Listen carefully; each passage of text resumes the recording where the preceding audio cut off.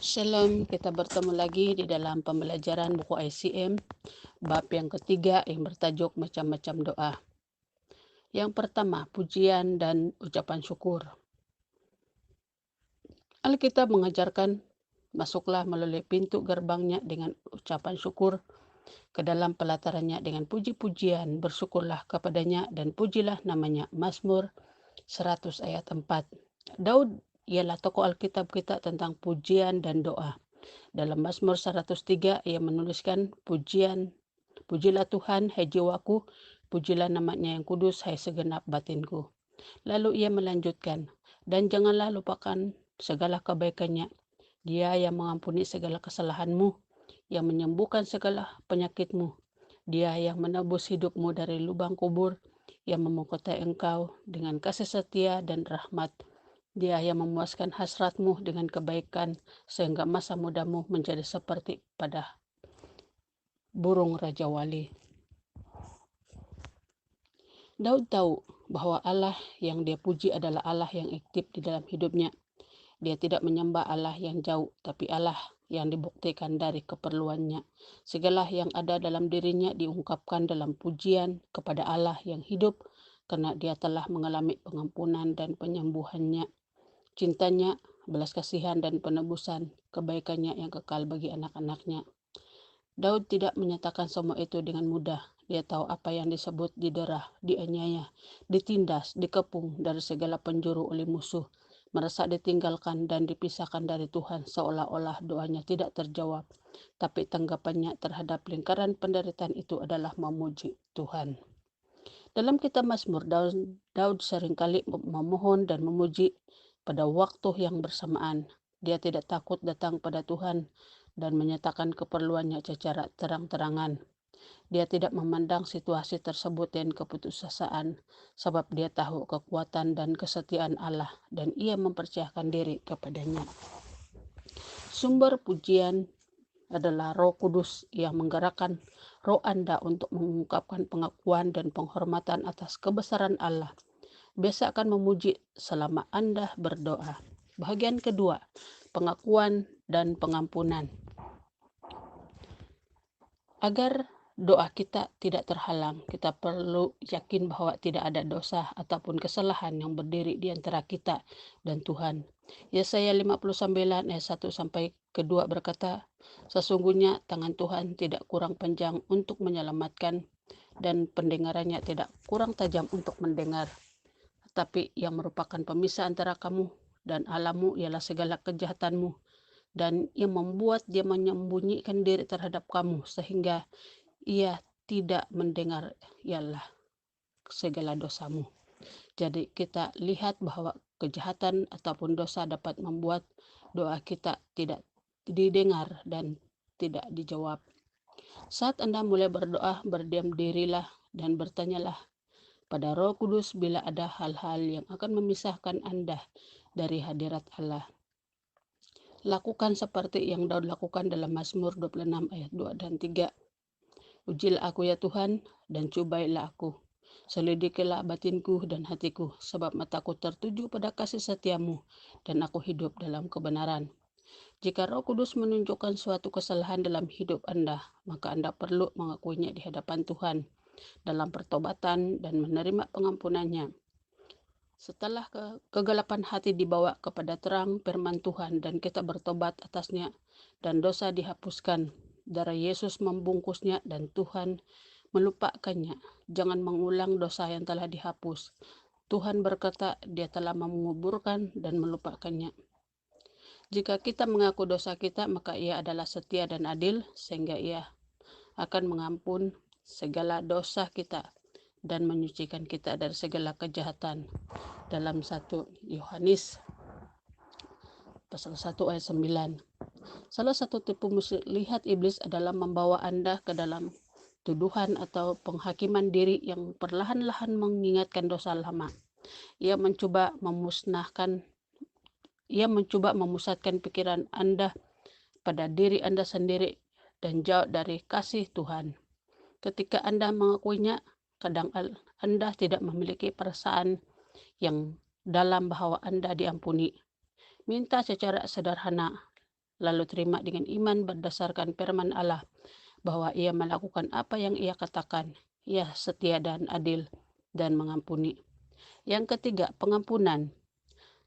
Tidak diampuni merupakan sebuah permasalahan yang berdiri di antara Anda dan dialog Anda dengan Tuhan. Dalam Markus 11 ayat 25 berkata, kalau kita baca ayat ini telah menunjukkan bahwa kita memerlukan pengampunan Allah bekerja di dalam doa. Pengampunan itu datang hanya setelah kita mengampuni orang lain. Pengampunan juga membebaskan orang lain atau berubah situasi yang menjadi akar permasalahan.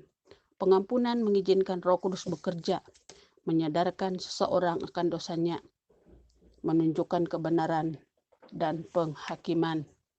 Jangan biarkan kesombongan menjauhkan Anda dari pengalaman yang benar bersama Tuhan. Ampunilah orang yang bersalah pada Anda. Tidak peduli betapa besar tindakannya telah menyakitkan Anda. Anda akan mengalami kelepasan dalam roh, lalu persekutuan Anda dengan Tuhan akan diperbaharui.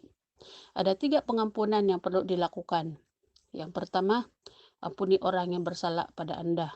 Yang kedua, jangan salahkan Tuhan karena mungkin Anda menganggap dia tidak turun tangan sesuai harapan Anda. Yang ketiga, ampuni diri Anda sendiri. Perasaan bersalah dan penghakiman diri menyebabkan diri sendiri atau orang lain terluka. Berulang kali pasti Anda lebih mudah memaafkan orang lain ataupun Tuhan daripada diri sendiri. Anda menyimpan koreksi pribadi dan penghakiman diri dalam hati, tapi pengampunan total yang termasuk juga pengampunan diri adalah perlu bagi kelangsungan doa Anda.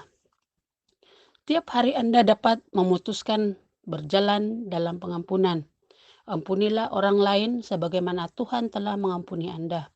Dan lakukan hal ini segera saat Anda sakit hati seperti yang Yesus lakukan. Pengampunan dan pertobatan berjalan seiring. Bertobat berarti sungguh-sungguh menyesal dan berbalik dari pikiran dan perbuatan yang semula. Melepaskan orang lain dari luka hati yang mungkin Anda atau dia simpan.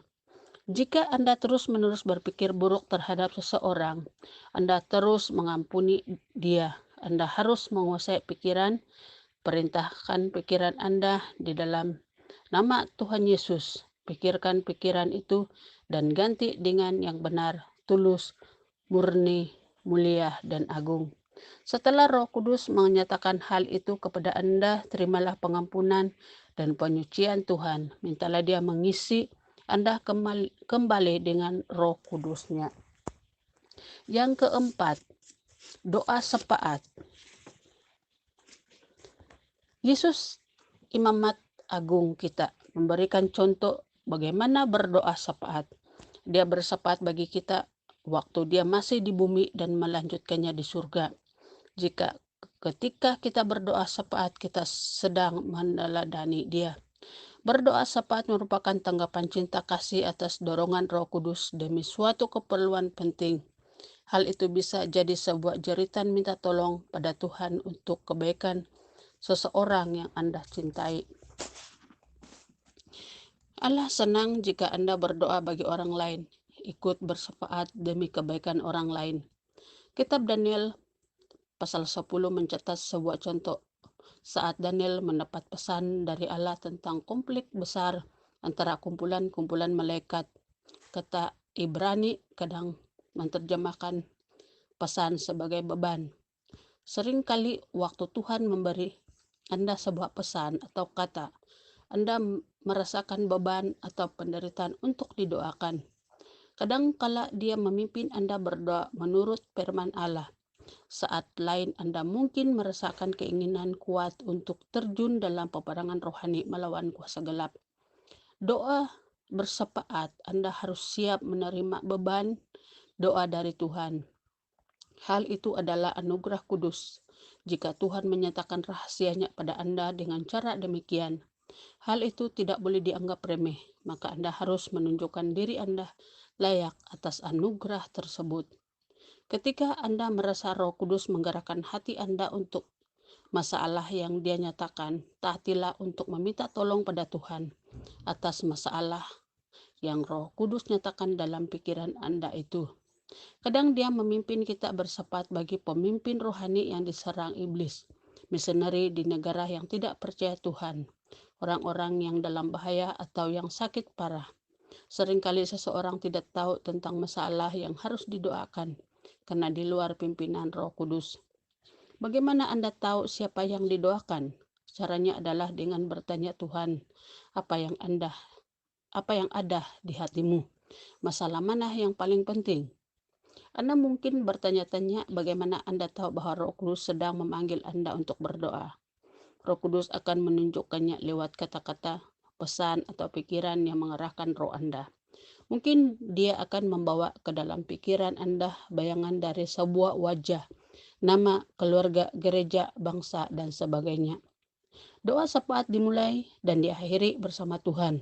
Setelah Ia memberi Anda sebuah subjek untuk didoakan, Anda harus berdoa sampai Anda merasa Ia mengkehendaki Anda berdoa untuk masalah berikutnya. Bukanlah hal biasa bila mengalami perasaan-perasaan seperti ditertawakan, merintih, menangis, ataupun berduka. Hal itu tidak selalu terjadi, tapi kadang menyertai doa sepaat yang dalam. Seringkali Anda mungkin mendapati diri Anda sendiri berdoa dalam otoritas kuasa melawan kerajaan dan kekuatan dunia jahat yang tidak nampak. Waktu beban doa telah terangkat, Anda mungkin mengalami perasaan yang lain lagi, seperti damai sejahtera atau sukacita disertai gelak ketawa ataupun air mata. Sekarang tanpa memperhatikan bagaimana perasaan Anda, tapi Anda telah tahu bahwa permohonan Anda telah menyentuh hati Bapa. Permohonan yang kelima. Untuk memohon secara sederhana berarti membuat permintaan atau permohonan dalam kerendahan hati kepada yang berkuasa. Jadi waktu Anda memohon pada Tuhan, Anda sedang meminta untuk sesuatu keperluan. Banyak orang tidak melakukan doa jenis ini, meski Tuhan memerintahkannya. Suatu permohonan adalah sebuah permintaan khusus. Sebuah contoh adalah Hana, yang datang pada Allah meminta seorang anak dengan sumpah yang bijak untuk mempersembahkannya sebagai pelayan Allah. Allah mendengar dan mengabulkannya dan memenuhi sumpahnya. Hana telah lama mandul, tapi saat dia memohon kepada Tuhan dengan hati murni, dia mendapat jawaban atas doanya. Allah mendorong Anda memohon pada Dia dan berkata, mintalah, carilah, ketuklah. Jika Anda melakukannya, Dia telah berjanji untuk menjawab. Mengapa doa kadang seperti tidak dijawab? Mungkin pertanyaan di atas lebih baik menjadi, mengapa doa saya tidak dijawab sesuai dengan jalan yang aku harapkan? Tidak seorang pun bisa menjelaskan mengapa beberapa doa sepertinya tidak dijawab. Saat-saat seperti ini adalah saat-saat kita harus tunduk pada kehendak kedaulatan Allah dan mempercayai Dia bahwa Dia tahu jalannya sempurna. Kita tentu tidak punya semua pengetahuan tentang sebab semua itu, tapi kita punya beberapa jawaban berdasarkan firman Allah. Berikut ini ada beberapa alasan mungkin mengapa doa kita tidak terjawab. Yang pertama, ketidakpercayaan dalam Yakobus 1 ayat yang ke-7. Yang kedua, tidak tinggal di dalam Tuhan, di dalam Yohanes 15 ayat yang ke-7. Yang ketiga, tidak meminta seturut kehendak Tuhan. Pada kesempatan lain Tuhan mungkin menyatakan ke dalam hati atau pikiran kita waktu kita sedang berdiam diri di hadapannya. Saat itu tiba-tiba kita sadar bahwa Dia membuat kita mengerti kehendaknya. Yang keempat, tidak mengampuni dalam Matius 6 ayat 14 sampai ayat yang ke-15. Yang kelima, tidak mengakui dosa atau tidak bertobat. Jadi Kita perlu menyelidiki hati kita dan meminta Tuhan menunjukkan jikalau masih ada dosa yang menghalangi doa-doa kita. Yang keenam, terlalu cepat menyerah. Jadi ingatlah cerita tentang seorang yang berusaha meminta sepotong roti pada sahabatnya pada tengah malam. Akhirnya usahanya membawa keberhasilan. Demikianlah cara Yesus mengajar kita berdoa, tidak menyerah sebelum jawaban tiba. Yang ketujuh, kehilangan kesatuan. Saling mendukung dalam doa memang memberi kekuatan ekstra, tapi kesatuan mereka yang berdoa bersama mempunyai arti yang sangat penting. Yang ke-8, tidak memberi perpuluhan dan persembahan. Dalam Maleakhi 3 ayat 8 sampai ayat yang ke-11. Yang ke-9, tidak berdoa di dalam nama Tuhan Yesus. Di dalam nama Tuhan Yesus. Kapanpun kita menghampiri Bapa, kita perlu mengingat bahwa kita hanya bisa lakukan sebab anaknya. Jadi kita datang kepadanya di dalam nama Tuhan Yesus. Yang ke-10, tidak bersekutu dengan Allah. Seringkali doa kita hanya ibarat telegram, hanya berlari melintasi hadirat Allah.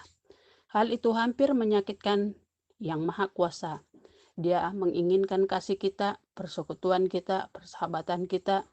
Dia ingin kita meluangkan waktu dalam hadiratnya, hanya untuk menyenangkan Dia. Yesus mengutamakan waktu dengan Bapa, begitu pula seharusnya dengan kita.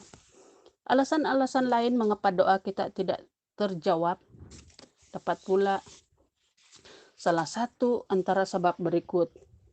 Yang pertama, meminta dengan motivasi yang salah. Yang kedua, membicarakan kelemahan orang lain. Yang ketiga, ketidakpedulian. Yang keempat, ketidakpatuhan. Yang kelima, penyembahan berhala. Yang keenam, kesombongan dan kebencian. Yang ketujuh, mengganggu orang-orang yang diurapi Tuhan. Yang ke-8, ketakutan. Yang ke-9, tidak menguji diri. Yang ke-10, menolak firman Tuhan. Dan yang terakhir, tidak berbelas kasihan. Demikian pembelajaran bab yang ketiga pada minggu ini, dan kita akan sambung pada minggu yang akan datang. Shalom.